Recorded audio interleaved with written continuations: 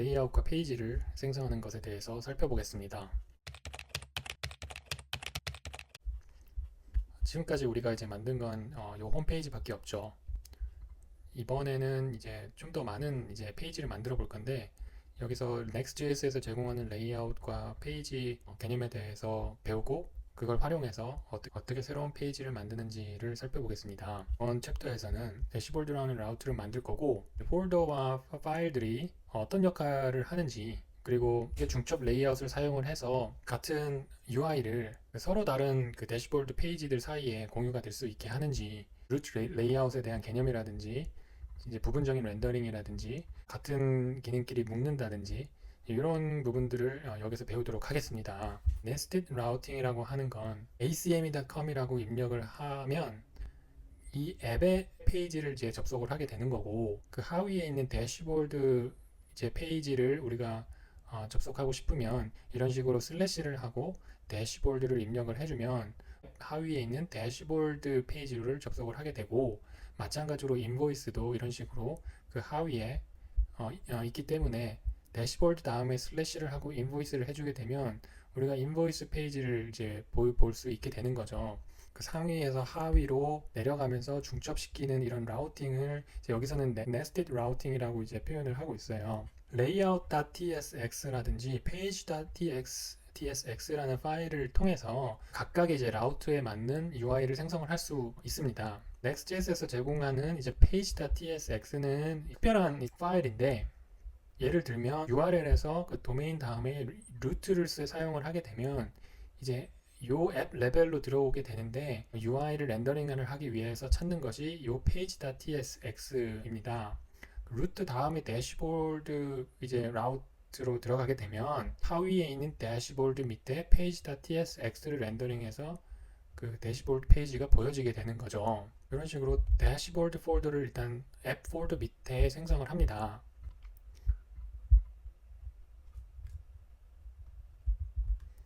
그래서 이게 이제 Next.js에서 제공하는 굉장히 파워풀한 이제 라우팅 로직인데, 이거를 이제 리액트에서 이거를 동일한 걸 하자고 하면 이런 라우팅을 만들어내기 위해서 별도로 작업을 해야 되는 것들이 이제 꽤 있는데, 이제 Next.js는 이렇게 손쉽게 폴더를 작성하는 것만으로도 손쉽게 라우팅을 만들어낼 수 있도록 제공을 하고 있습니다.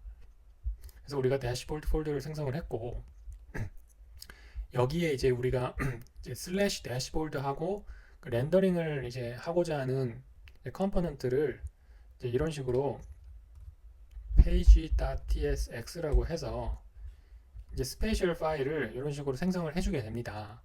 그러면 앞에서 얘기했듯이 이제 슬래시 대시보드를 하고 우리가 URL에서 접속을 하면 이 페이지를 이제 렌더링을 하게 된다는 거죠. 여기 있는 예제를 복사를 해서 한번 넣어볼게요.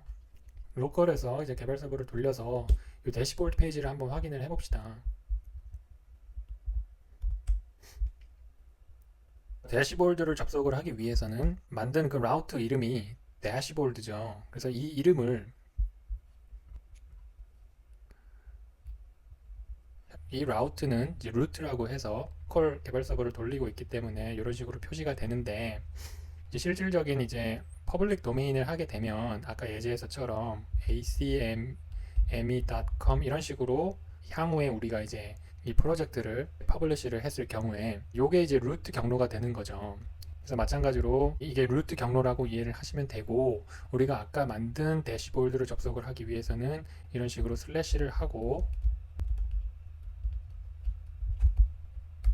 접속을 하면 우리가 아까 만든 이 page.tsx 이 대시보드라는 이름을 가진 폴더 밑에 있는 이 page.tsx 스페셜 파일을 이제 렌더링을 해서 이제 이렇게 보여주게 되는 거죠. 대시보드 페이지를 이렇게 새로 생성해서 확인을 해봤고요. 이런 식으로 이제 우리는 새로운 페이지를 생성을 한다. 파일의 구조를 보시면 우리가 이제 이런 식으로 라우트를 이제 생성을 했는데, 그 외에도 이런 라이브러리 폴더라든지 뭐 seed라는 폴더라든지 UI라는 폴더라든지 이게 이제 우리가 이제 라우트로 사용하지 않을 이런 폴더들도 이제 같이 이제 앱 폴더 밑에 공존할 수 있게끔 이제 설계를 해놨다는 거죠. 대시보드 안에 두 개의 페이지를 더 이제 만들 거예요. 커스터머 페이지랑 인보이스 페이지를. 그래서 이름이 뭐였죠? 커스터머스죠. 그래서 이 대시보드 하위에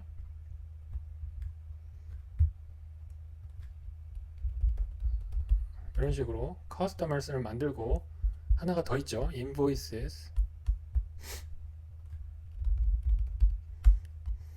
슬래시 대시보드 라우트를 생성을 했고 그 하위에 그 커스터머스라든지 인보이스라든지 이 라우트를 지금 만들고 있는 거예요. 그 라우트를 접속을 했을 때 그 렌더링을 해야 되는 페이지가 이 page.tsx라는 그 특별한 파일이라고 했죠. Next.js에서 제공하는 요것들을 이제 같이 생성을 해줘야 된다는 거죠.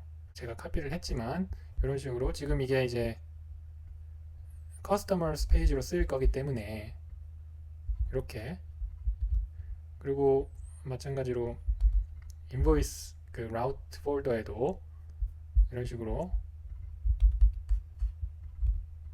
이렇게 만들게 됩니다. 테스트를 해보면 우리가 이제 대시보드에서 우리가 만든 아까 커스터머스로 가볼게요. 여기 이제 우리가 원하는 커스터머스 페이지가 나왔죠. 그리고 invoices 마찬가지로 나왔어요.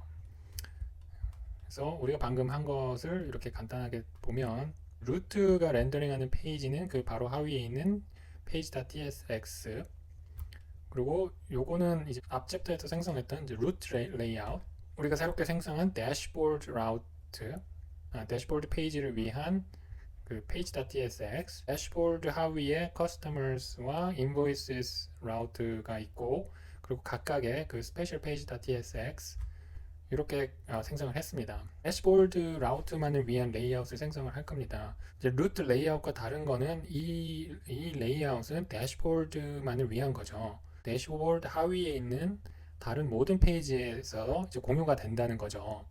이 스페셜 파일을 우리가 대시보드 하위에 생성을 해봅시다.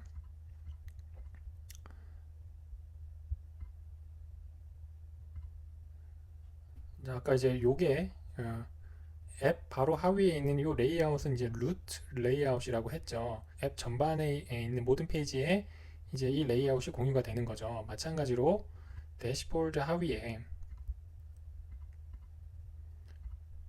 이렇게 layout.tsx라고 이제 생성을 하면 이게 이제 이 레이아웃이 대시보드만을 위한 레이아웃으로 역할을 수행한다는 거죠. 여기서 준비된 코드를 입력을 해보면 그래서 여기서 보시면 이제 대시보드 하위에 레이아웃을 생성을 했습니다. 그 사이트 냅이라는 이제 UI 컴포넌트는 이제 미리 준비되어 있는 것 같네요. 여기 보시면 UI 폴더 밑에 그 컴포넌트들을 이제 여기다 몰아서 만들어 놨네요.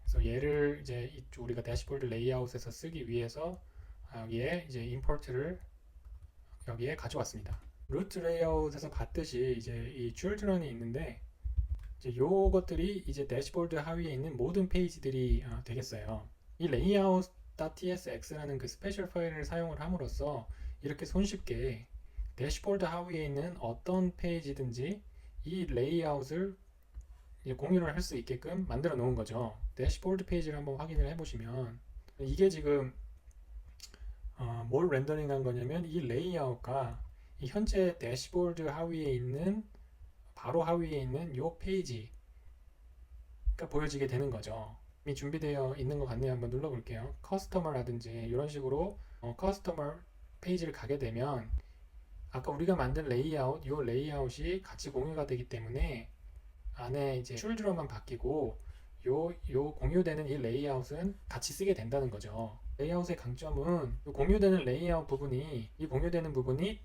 다시 렌더링이 되지 않는다는 부분이죠. 왜냐면 이제 변하지 않는 부분이기 때문에 이 안에 있는 그 다른 페이지들이 바뀌어도 이 공유되는 부분은 이제 다시 렌더링 할 필요가 없기 때문에 효율적이라는 거죠.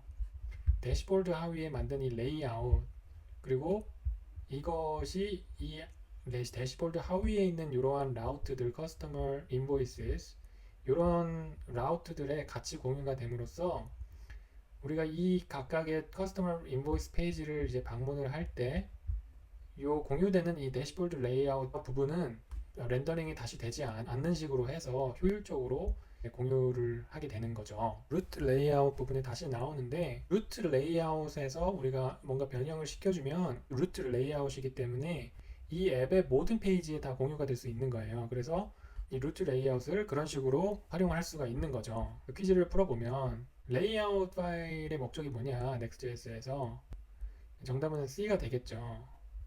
이제 같은 UI를 서로 다른 많은 페이지에 이제 공유를 함으로써 이러한 페이지를 방문할 때마다 이 공유되는 페이지를 다시 렌더링을 할 필요가 없기 때문에 퍼포먼스 측면에서도 좋은 거죠. 다음 챕터 5에서는 이러한 페이지들 사이를 어떻게 이동할 수 있는지 Next.js에서 제공하는 이 링크 컴포넌트를 통해서 어떻게 우리가 손쉽게 이동할 수 있는지에 대해서 배워보도록 합시다.